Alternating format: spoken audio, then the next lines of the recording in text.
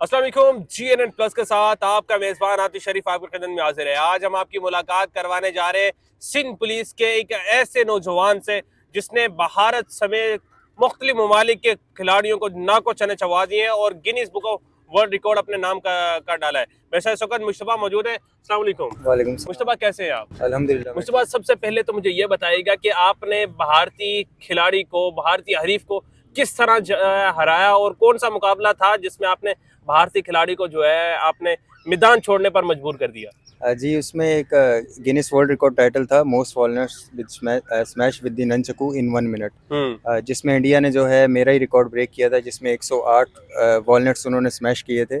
और इसमें मैंने जो है 118 के साथ वो रिकॉर्ड वापस इंडिया से ले लिया, जो कि टफ टारगेट था, लेकिन यह कि 3 से 4 मंथ की जो है डेडिकेशन थी और मुसलसल ट्रेनिंग थी, टफ ट्रेनिंग थी, और मैंने इस टाइटल को वापस ले लिया। अच्छा, ये मुकाबला हुआ कहाँ पर था और पहला जब आपने first time Guinness book of world record में अपना जगह बनाई जी तो वो कब बनाई थी और ये कब टाइटल इंडिया के पास गया था जो आपने वापस उनसे ले लिया? जी, मैंने फर्स्ट टाइम लाहौर में अटैम्प्ट किया था अपना, जो अटैम्प्ट मेरा जो है फेल हो गया था टेक्निकल रीजंस की वजह से। उस वक्त ये रिकॉर्ड जो है चाइना के पास था 49 वॉलनट्स के साथ। तो उस वक्त मैंने जो अटैम्प्ट किया था वो 107 वॉलनट्स थे, लेकिन क्योंकि टेक्निकल रीजंस डिफरेंट होती हैं, क्योंकि गिनीज वर्ल्ड रिकॉर्ड्स की शराइत बहुत ज़्यादा सख्त होती हैं, उसमें कहीं पर भी उन्हें डाउट महसूस होता है, डाउट लगता है, कोई एक रीज़न शर्त भी आप उसकी पूरी नहीं करते हैं तो वो उस रिकॉर्ड को रिजेक्ट कर देते हैं।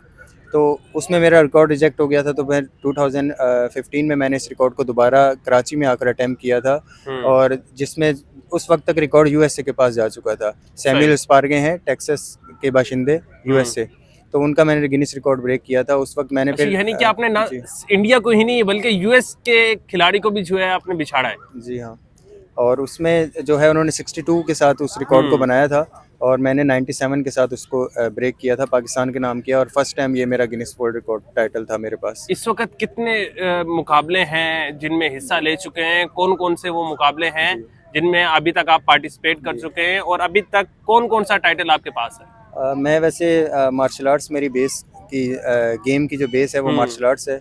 उसमें मैंने 2008 में ब्लैक बेल्ट ली थी और हमने डिफरेंट फाइटिंग सिस्टम सीखे थे, किक बॉक्सिंग और जैसे क्यूकुशन है, मशहूर जो फाइटिंग सिस्टम्स हैं, और फिर ताइक्वांडो में मैंने बाकायदा जो है 2011-12 से जो है खेलना स्टार्ट किया था। उसमें फिर कराची लेवल, सिंध चैम्पियन, और जो है बैन सूबाई में मेडल सिक्योर किए हैं, और इसी तरह नेशनल इवेंट, और रिसेंटली अभी कोयटा गेम्स मैंने सिंध पुलिस को ही रिप्रेजेंट किया था, उसमें भी मेरी पार्टिसिपेशन रही नेशनल गेम्स में। अच्छा मुश्तबा, अक्सर हमने देखा है कि सिंध पुलिस के ऊपर लोग काफ़ी तनकीद कर रहे होते हैं कि सिंध पुलिस काम नहीं करती, लेकिन सिंध पुलिस में आप जैसे नौजवान भी मौजूद हैं जो इंटरनेशनल लेवल पर पाकिस्तान का नाम रोशन करते हैं। तो ये जो इसमें इंटरेस्ट है इसका कहाँ से आया, इसका स्टार्ट कैसे लिया और किसको देखकर मोटिवेशन मिली तो इतना बड़ा स्टेप उठाया कि आपने जो है यूएस के खिलाड़ी हैं उनको पीछे छोड़ दिया, इंडियन खिलाड़ी को पीछे छोड़ दिया? हमेशा से ही जब हमने मार्शल आर्ट स्टार्ट की थी, गेम को अच्छे लेवल पे करने की कोशिश की, अच्छी तरह सीख कर। मैं कोई बहुत ज़्यादा टैलेंटेड नहीं था, लेकिन चीज़ों पर मेहनत ज़्यादा की, वक्त ज़्यादा लगाया, और इसकी मोटिवेशन मुझे टोटली जो है मेरे टीचर जो हैं उन्होंने मोटिवेट किया था इसके लिए कि आप गिनीज रिकॉर्ड्स की तरफ जाएं, आप गिनीज वर्ल्ड रिकॉर्ड बना सकते हैं, क्योंकि वो ख़ुद भी कई गिनीज रिकॉर्ड्स हैं उनके पास, सर राशिद के पास। और जो है मुझे भी उन्होंने इस पर मोटिवेट किया, मैंने इस पर मेहनत की और फिर फाइनली इस टाइटल को हासिल किया। और बाकी जो है हमारे सिंध पुलिस में भी बहुत सारे जवान हैं जो कि स्पोर्ट्स से वाबस्ता हैं, और स्पोर्ट्स एक्टिविटीज़ से वाबस्ता रहना चाहिए अपनी फ़िज़िकल फ़िटनेस के लिए। जिस हिसाब से आजकल जो लोग इलेक्ट्रॉनिक्स की तरफ जा रहे हैं, तो एक अच्छी एक्टिविटी है, तो इसको अप्रिशिएट करना चाहिए। अच्छा, पहले मार्शल आर्ट की तरफ गए या पहले सिंध पुलिस ज्वाइन की बाद में मार्शल आर्ट की तरफ गए? मैंने पहले मार्शल आर्ट्स ज्वाइन की थी और मैं मुसलसल जो है इसमें गेम में खेल रहा था, तो मैंने बाद में फिर जो सिंध पुलिस को बाद में ज्वाइन किया। सिंध पुलिस में आने का शौक था, मजबूरी थी, या घर वालों का प्रेशर था कि सिंध पुलिस में जाए? नहीं, बिल्कुल इसमें मेरा शौक भी था, मेरा शौक था, और हमारी क्योंकि फ़िज़िकल एक्टिविटीज़ से तो नहीं घबराते हैं, और इस बात के सबूत है कि मैंने ग्रेजुएशन किया हुआ है, मैं बीबीए हूँ, और अभी सर्विस में आने के बाद ही मैंने अपना एमबीए भी कंप्लीट किया है, एमबीए इन सप्लाई चेन। और मेरी कोशिश है कि अपने डिपार्टमेंट में ही आगे मैं जो है अप्लाई करूँ और अच्छे रैंक के लिए कोशिश करूँ अच्छा, इंशाल्लाह। अक्सर हमारे कांस्टेबल जो है, सिंध पुलिस के जवान जो है, उनको शिकवा होता है कि छुट्टी नहीं मिलती, जी। कि छुट्टी लेने के लिए ना बड़े पापड़ बेलने पड़ते हैं, बड़ी जी मेहनत हाँ। करनी पड़ती है, फिर जाके अफसरान जो है वो छुट्टी देते हैं। तो जी। छुट्टी इजीली मिल जाती है जब किसी मुकाबले में जाना हो? वो जो है टफ़ होता है, छुट्टी लेना काफ़ी मुश्किल होता है क्योंकि आपको हम्म पता है सिक्योरिटी जो है एक इमरजेंसी ड्यूटीज़ होती हैं, आप हम्म बहुत सी अपनी एक्टिविटीज़ ऐसी छोड़ते हैं, आपको हमें नाइट ड्यूटीज़ भी करनी होती हैं क्योंकि हम अपनी इन एक्टिविटीज़ को कंटिन्यू रखा हुआ है हमने अपनी ड्यूटी के साथ। हम सही। अपनी ड्यूटी में कोई कंप्रोमाइज़ नहीं करते हैं और हम्म हम अपनी ड्यूटी को पूरा करते हैं, उसके साथ हम फ़िज़िकल एक्टिविटीज़ के लिए जो भी वक़्त निकालते हैं, वो इस ड्यूटी से हम्म हटकर होता है। सही। तो ये काफ़ी मुश्किल होता है लेकिन ये जो क्राइटेरिया है जिस तरीके से हमारे डिपार्टमेंट मैनेज करते हैं हम्म छुट्टी वगैरह के लिए, तो सही। उसमें अगर जगह बन जाती है तो छुट्टी मिल जाती है। थोड़ा मुश्किल होता है सही। लेकिन अच्छा मुश्तबा, मुझे ये भी बताइएगा, अगर कोई शख्स व्यूअर्स में से कोई Guinness book of world record बनाना चाहता है, जी, जी, उसमें कोई ना कोई टैलेंट है कि जी। वो पाकिस्तान के इंटरनेशनल लेवल पर नाम रोशन करना चाह रहा है, तो किस तरह इसमें हिस्सा ले सकता है? मुकाबला कहाँ होता है, कैसे होता है? उसमें ऐसा होता है कि गिनीज वर्ल्ड रिकॉर्ड तो एक चैलेंज है पूरे वर्ल्ड में। हम्म उनके आप गिनीज से कांटेक्ट कर सकते हैं, जो हम्म ईमेल के थ्रू आप कांटेक्ट कर हम्म सकते हैं और भी इसके डिफरेंट ज़राए होते हैं।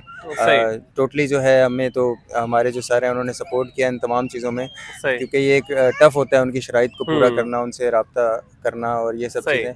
और आज क्योंकि टेक्नोलॉजी का दौर है, इंटरनेट है, सोशल मीडिया, इतना ईज़ी हो गई हम्म चीज़ें, पहले काफ़ी टफ़ थी। तो तमाम लोग जो भी क्योंकि वर्ल्ड वाइड चैलेंज है, तो कोई हम्म भी अगर करना चाहे तो वो अपना रिकॉर्ड को अप्लाई कर सकता है और गिनीज वर्ल्ड रिकॉर्ड होल्डर बन सकता है। अच्छा मुश्तबा, आपने माशाल्लाह से इतनी एफर्ट्स की हैं, इन इन तमाम के पीछे कितनी मुश्किलात का सामना करना पड़ा? कौन से ऐसे चैलेंजेस थे जहां पर आपको लगा कि मुश्तबा नहीं, अब रुक जाना चाहिए, अब जो है अपनी सर्विस को टाइम दें, पुलिस को टाइम दें, अब जो है ये तमाम एक्टिविटीज़ को छोड़ दें? कितनी मुश्किलात थी सामने? जी, बिल्कुल।